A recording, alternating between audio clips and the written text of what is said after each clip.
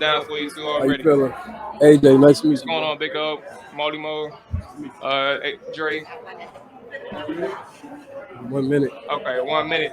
All right, so I guess we gotta make this quick, man. First and foremost, John, man, I look, if we got a minute with you, we just gotta ask you first and foremost, how are you feeling? But also, this year, I guess for the Commanders is something different. You're welcoming in the Commanders era. No more Washington football team, no more Redskins, as you were drafted by.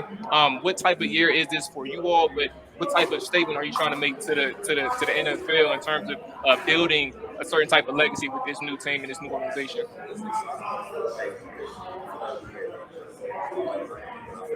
It's going to be really big for us, really good for us. You know, having the opportunity to be the first players to play under the new name. I feel like very few players in the history of the NFL have the opportunity to do that, and I feel like we have it this year. And I'm excited. I really am. You know, we're all optimistic every year, but I really feel like we're close. You know, we just got to tighten up the little things, stop making the mistakes that the good teams, the winning cultures don't make. And I'm excited, man. I'm really excited about the group of guys we have here. One more question before I go to the AJ and Dre. You said first and foremost, you've been here for since 2017. You've been here for a long time. You've seen the ups and downs. 2020 was an exciting year for you all in terms of the run that you all made in the last season, the last push of the season. If I had the long story short, or if you had the long story short, what is it going to take, in your opinion, to get back to that level of football for a consistent part of the season? I think you said it. I think it's consistency.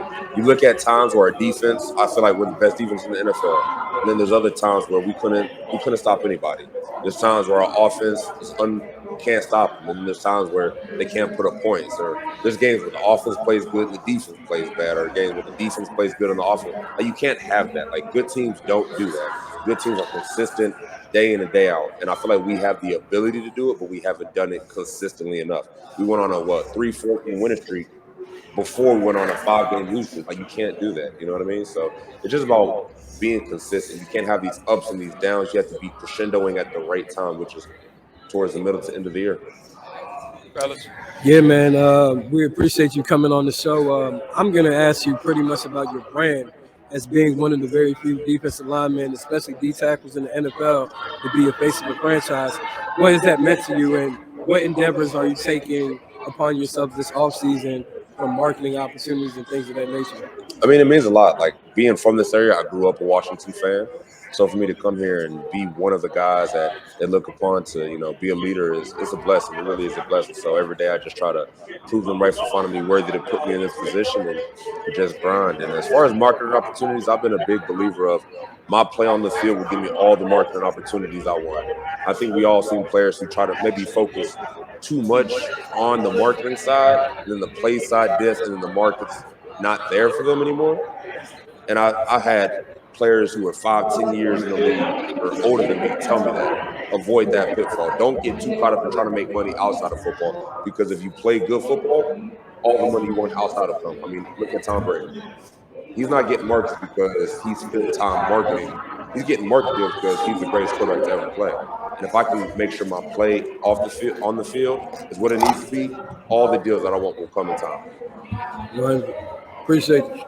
And John, again, thank you for coming on. I just wanted to ask you, and kind of to touch on Jamal's point. Now, have you seen something? I know it's been OTAs are just starting. You all are just sitting together. Have you seen something from the team so far to say that everyone's buying in and everyone has like a chip on their shoulder, especially on the defensive side of the football, that you all want to change some things, that you all want to be what you're supposed to be this year? I 100% do. I think the tough thing about making the playoffs in 2020, and don't get me wrong, it was great.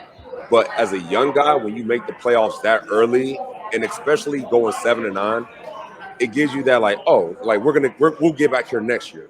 And that's not the case. Like, I've been a part of 3-13 teams that started off 6-2 and finished 7-9. Like, making the playoffs is tough. And I feel like after we made it in 2020, everybody, including myself, oh, we're going to be back here next year. And that's just not the case. This year, it just has that sense of urgency that we missed at the beginning of last year. Last year, we got it towards the end, but it was too late by that time. We gave too many games away. And we know in the NFL, every game matters. So I really feel like the sense of urgency is there. I'm not going to talk too much about it, because at the end of the day, we got to go out there and prove it. But I'm really excited. You never know what can happen, but we got a great group of guys. That's what I want to hear. Now, one thing, because I don't know how much time we have left, but one draft question for us on our side. Your favorite player. It doesn't even have to be necessarily somebody that you watched intently or intensely, anything like that, but somebody that sticks to your head coming out of this draft that you wouldn't mind the Commanders drafting if, they went down that, like somebody that sticks to your head. As a D lineman, I'm biased. I like the guy. I feel bad. I don't even know his name. The defensive end from Michigan, not Aiden Hutchinson. We're not going to be there when he gets drafted. The one who tore his Achilles. First of all, I feel terrible for him. That's such a tough injury to happen when you're training for a combine. But when you look at his film, like long, explosive, that's the guy who's going to be a great pass rusher. So I wouldn't mind grabbing him. Yeah, that's a great answer, man. I actually work close with Quiddy Pay, who was drafted by the Colts last year out of Michigan. He raved about David Ajabo towards Achilles tape, but how much of a big pass rush is going to be on the next level. Oh, yeah. This draft is loaded with defensive linemen. Absolutely.